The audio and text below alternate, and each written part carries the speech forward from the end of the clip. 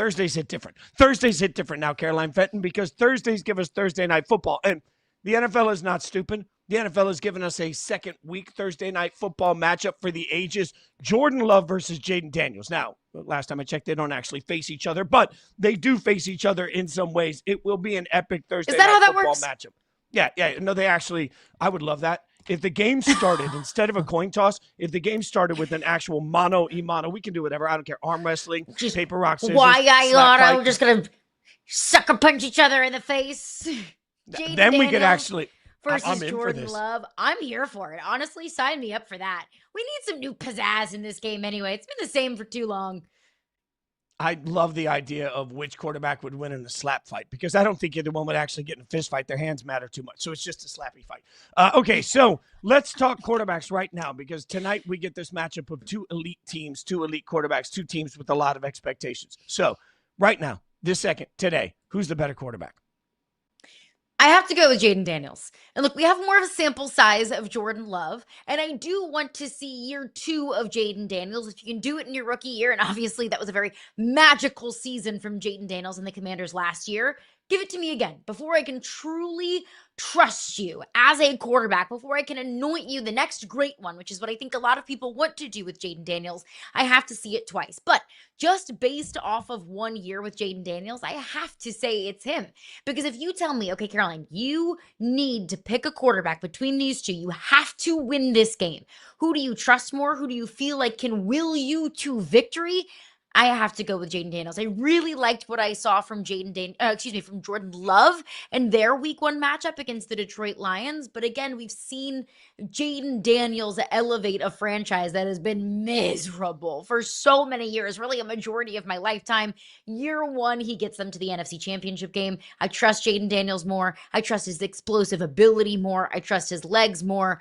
I'm going Jayden Daniels. You're not wrong, but you know how much I love proof of concept. This is the hill I always die on.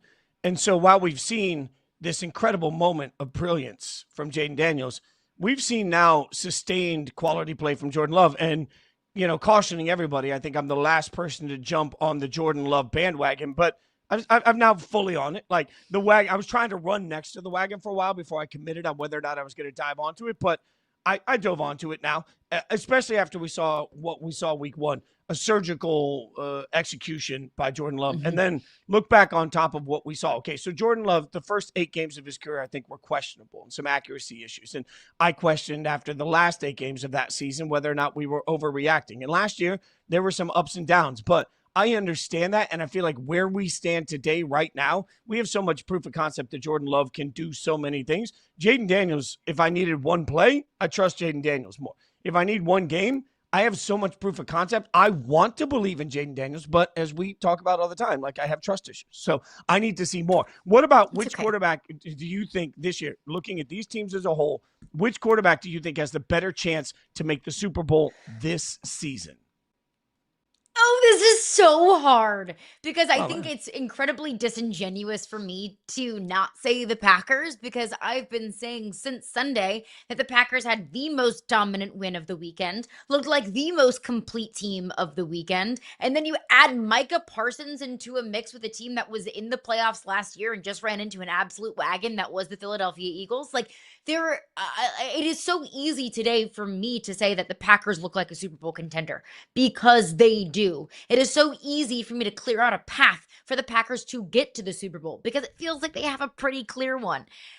I'm going to go the Commanders, though, and maybe this so isn't fair, but they were a game away from it last year.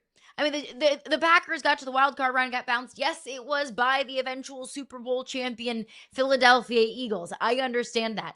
But the Commanders were 1 game away from the Super Bowl. They also just happened to run into the absolute wagon that was the Philadelphia Eagles. So I have 1 year of a sample size, rather.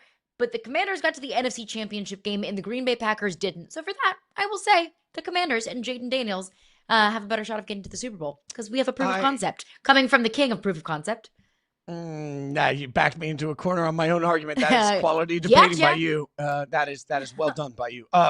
You're not wrong in everything you just said. I love how we both can qualify our yeah buts. I'm like, you're not wrong, but here's the thing for me. Like there's no wrong answer. Oh, The Commanders was the wrong answer because it's Jordan Love Fair. and right now the Packers. And so this is what I did yesterday because I'm an idiot. I heard Peter Schrager a couple of days ago say that he thought the most impressive unit on either side of the ball for the entire weekend in the NFL was the Green Bay Packers defense.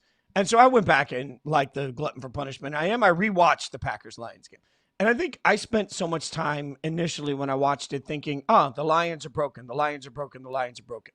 What if the Packers are just that damn good on defense? What if the Packers just absolutely found ways to get after the quarterback from everywhere, and that Packers defense looked wildly good against an offense that's going to turn out to be just fine? Like, we've taken the Lions-Packers result as proof of concept that the Lions are not going to be the team they were.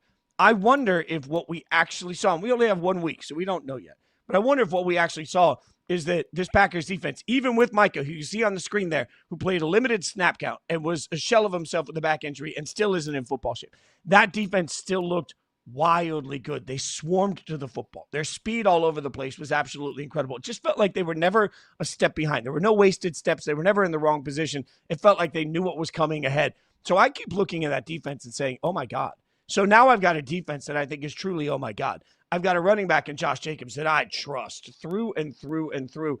And I've got a quarterback that I just said is surgical. When I put those things together, it gets me to the Packers as a clear Super Bowl favorite. Like, I don't think right now, 1 week. Look, we got 16 more games to go before we're going to make any decisions over 17 weeks. After 1 week, I can't find a fatal flaw to what I've rewatched it. I cannot find a single fatal flaw to what the Packers did. I'm not saying that the Commanders aren't very good, and you're right. Last year, the Commanders made it all the way to the NFC Championship game. So why not Washington? My answer to that is it just feels like in 1 week, the Packers were special. It feels like the Packers hit different to me. The Packers were special. And I feel like we've been doing this all off season. We're trying to poke holes in what the Commanders were last season, or maybe more so, we're trying to poke holes in the Commanders being able to recreate what they did last season.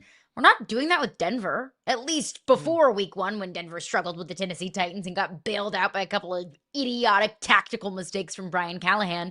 But we haven't been doing that with the Broncos. And I understand the Broncos have Pat Surtain and that defense. And I understand that the Broncos have Sean Payton coaching that team. But we just want the Commanders to take a step back so badly as a collective football society, yet we're not applying that same logic to some of these other second-year quarterbacks. But I think you make a great point about the Packers and the defense. That week 1, I think, and I've said it before, I'll say it again, it can oftentimes be a fallacy because we saw a pretty rough Detroit Lions offense. It may be easy for us to say, well, the Lions are broken. Without Ben Johnson, they can't recreate what they've done. Maybe the Packers defense is just that good. Same thing, I think, with the Colts and Dolphins game. We're so quick to saying the Dolphins are broken. The Dolphins are broken. I think the Dolphins are probably broken. But maybe the Colts under Daniel Jones could actually be something special. So I think everything that we saw week 1, we do have to take with a little bit of a grain of salt. Maybe the Packers defense just is that good. Maybe the Lions aren't broken.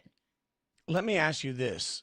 If you had right now the choice between starting a franchise today with Jordan Love or Jayden Daniels, I would take Jayden Daniels. I just gave Jordan 100%. Love all the praise in the world. But, like, 100%. I cannot get over what I saw last year, right? Like there is an element for me where what we saw last year combined with what we knew was coming into the draft, it was so clear, even covering the draft, when you heard some of the rumors of teams trying to trade up a king's ransom in Washington saying, no, we're not even listening. Of course they weren't listening because everybody that looked at Jayden Daniels said, man, there's a real chance to be special here. It was special. If I had to pick one of these two quarterbacks to start a franchise with today, it's Jayden, and it's not even close. It's not even close because he essentially restarted a franchise in 1 year.